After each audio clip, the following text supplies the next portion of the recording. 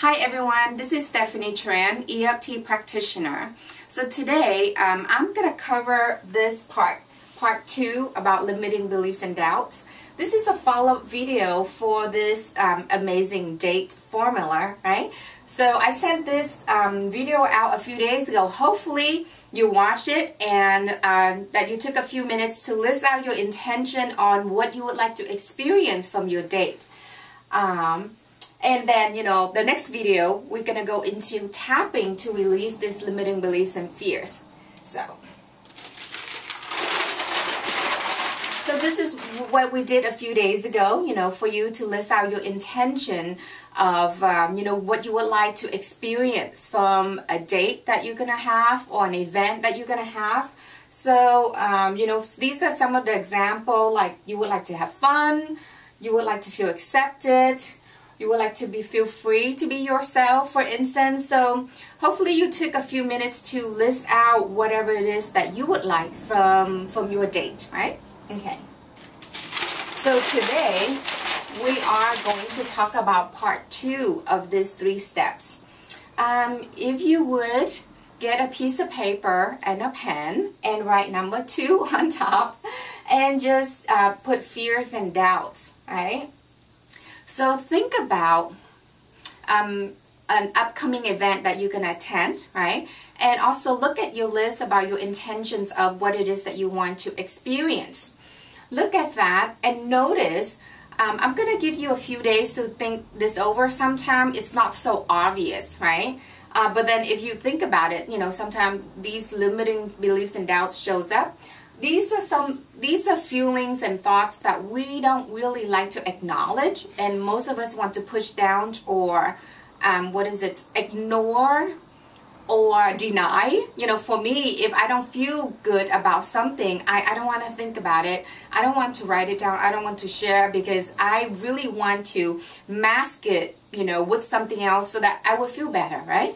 But not in this exercise. In this exercise, I actually want you to dig deep and allow yourself to identify what it is that's in your way or opposing you having the experience that you want, right? So this is the exercise where you actually want to acknowledge and identify all of your limiting beliefs and doubts. Here I just put some examples so you kind of have an idea, So these are some of the things that I heard from my past clients. For instance, right, I won't meet my ideal mate here at this event, right? And then, or that if I did, I wouldn't know what to say. I'm not ready for a relationship anyway. When we have a lot of these negative limiting beliefs and doubts, sometimes we kind of talk ourselves out of something that we really wanted, right? So for instance, I don't know, okay, let's say a car, like, oh, I really love that car, but yeah, it's kind of expensive, yeah, it doesn't fit my style anyway, or something like that, I hope you get it. I'm just kind of throw out some kind of example analogy, but the idea is for you to list it out, and at least if it's in you, when you know about it, we know what to do about it. But if it's in us and we kind of ignore or not acknowledging that it's there, it's kind of always there, and it's messing up with our experience basically. So you see these numbers here. If you would take, after you list out your limiting beliefs and fears around what you want, around your amazing date, I would like for you to put a rating on these, right? From 1 to 10. 1 means it's very low, like you believe it, but not that much. 10 is like, yeah, it's really true, right?